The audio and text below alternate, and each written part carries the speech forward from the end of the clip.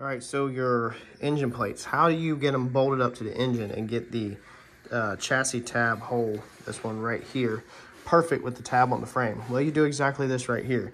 You take your plate, bolt it on, then with no tab on there, okay, no tab, take your tab, put it on there, sit it like that, put the bolt through it. Then once your bolt's through it, we're gonna then tack it. So see, it's still not welded, okay?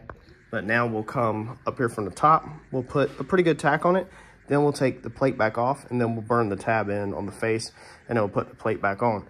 That way, it's perfect. Now, when we get the new tabs in the mail that I talked about in previous videos that I don't have right a second, we'll do the same way. We'll put the tab on, we'll mark our circle from the back side, we'll take the plate off, drill it, put it back on, bolt the tab to the plate, weld that top one. And then it is perfect if you're building tabs from scratch. No measuring, no guessing, no figuring anything out. It should be dead on. The only ones you're gonna have to figure out is these, but that's where you can make a template out of cardboard or something and figure them out ahead of time. And just like that, you have a piping hot tab that is ready to be served up to some burnt skin if you accidentally touch it. So be careful if you're in a rush and put the plate back on. The next one, we'll do the same exact way and we'll be perfect. And like I said, we'll have to do that side also. All right, so got our fuel pump bolted back on. I'm gonna keep this loose just right now for mock-up. So all this is loose right now. Got that lined up with a straight edge. Went ahead and did that, lined that all up.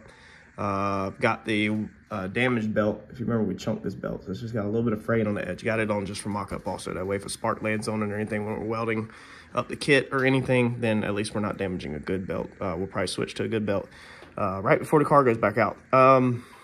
Yeah, I mean, this is a lot better. I like this kit a lot better, or this different style a lot better. So now we'll just keep on moving. I just redid my roll over here. I just put my ground back on, got to ground that head down, and then it had a nutsert in the frame rail right here, but it pulled out. It's really thick metal we put a nutsert in. So what we'll do is we'll just through bolt that this time and then grind it down really good. We need to grind some paint down and we'll through bolt it, tighten it down really good, I mean.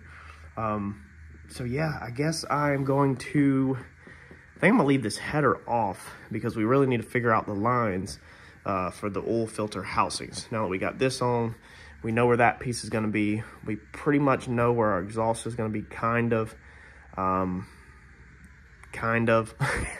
So we need to figure out our rest of our locations. Maybe I should, well no, I know where the exhaust is, it's right here. We gotta get it from over there to over there and not get in the way of anything else. And we also need to go ahead and be working to get our fenders back on here in a few and build the upper support. But I kinda wanna work with the fenders off for a second. And keep making some progress.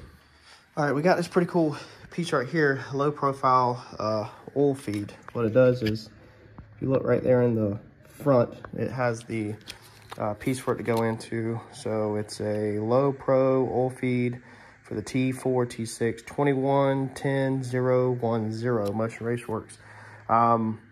That's gonna allow us, instead of that thing coming straight up and just looking like crap, it's gonna allow us to basically come straight out the front at 90 and go down and look clean along with the old return. So we're gonna have to return underneath the bottom, and this is gonna allow me to shoot them down and zip tie them together till it gets down towards the rack, and then the feed will go that way and it will feed off of this -4 that comes out of the side of the oil filter relocation bracket or adapter for the Coyote. So there's a -4 right here that currently comes out, and I've just got it sitting right here.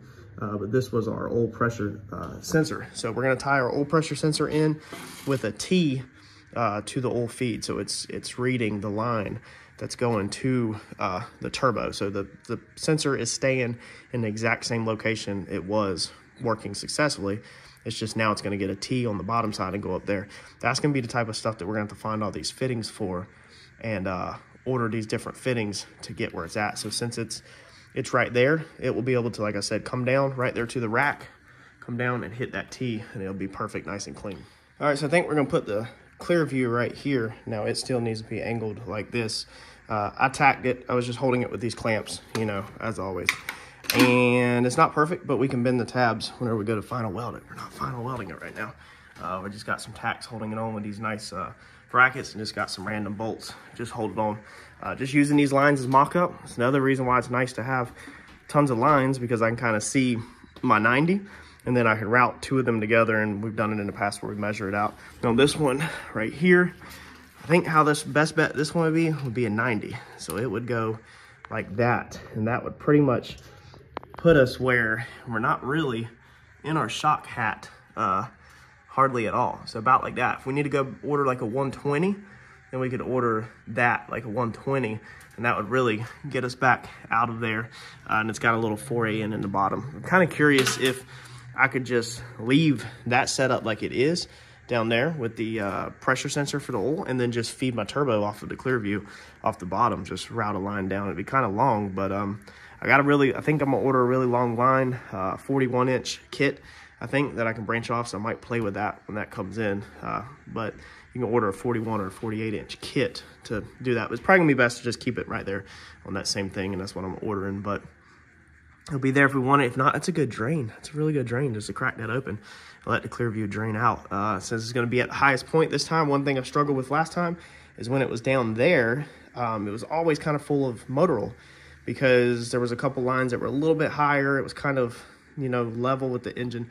It still should have been higher than the pan, but it still stayed full of oil. So I'm curious if it being this high up, when it comes out the block, it's gonna pump it in there, and then it's gonna fall it back down to the little paper filter, and then that will circle back around into the engine block. So I'm curious if it drains itself down where it's easier for me to see. It's very hard to see down in there last time, and to kind of check it, like you had to actually go down in there.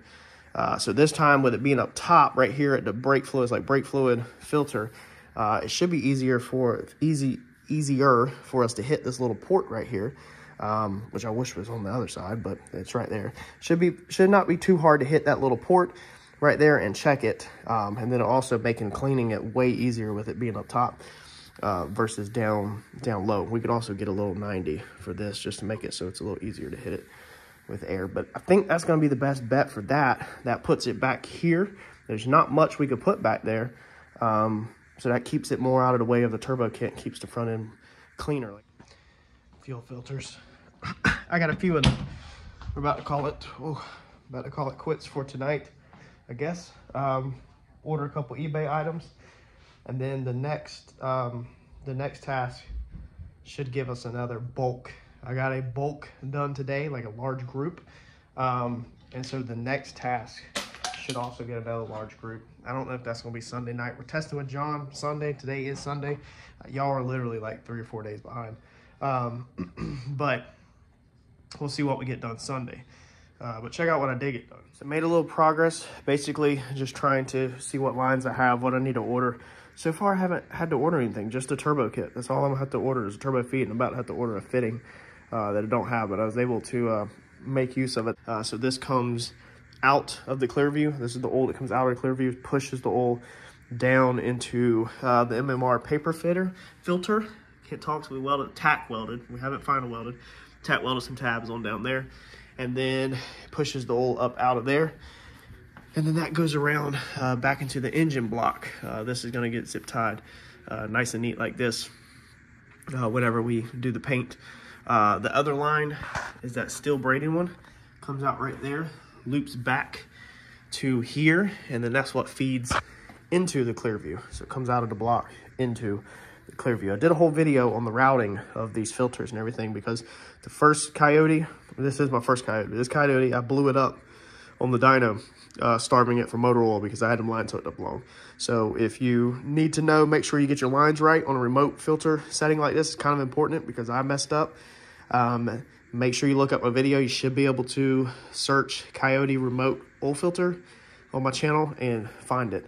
We're working on the fuel system now. I have not figured out the bottom line or nothing, but I was starting to figure out fuel filter situation, and I've got it doubled up with fittings here, but I'm going to order just one fitting to drop that down real fast, the one I need for that. But that's how that's going to sit. I don't know which way. I've got Allen wrench on there because I've got it broke loose. I don't know which way I'm going to index it. Looks stupid like that. I don't like how it doesn't match this angle of the valve cover. So it really needs to go straight so that it just looks, it matches the turbo. Turbo straight. That needs to go straight so it looks good with your naked eye. But I don't know if it will go that way because of this down here. So this line would have to be at a 90 and then route around. I don't think that's gonna work. However, that's the way I'm gonna run the fuel filter this time, I think.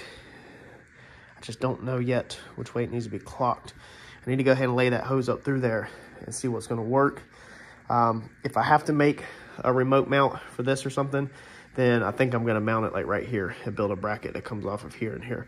But I was just trying to see if I could just hard mount it straight to the pump. This is how John had his at one point, I think. That way it's easier. It's nice and simple. So making a little bit of progress, but again, I think that's gonna be a wrap. And I just taped the lines up here to the cage because obviously I don't want to zip tie knowing that I have to, or the chassis, knowing that I have to paint. And then this is gonna clear the coil springs perfectly fine the way this is set up. And whenever we go to do it, we'll try to get this in a little more appealing. Might even weld a little tab there for a zip tie or something. I really don't want to go up over top of the bar for cosmetic reasons, but yeah, we'll figure it out piece by piece, y'all.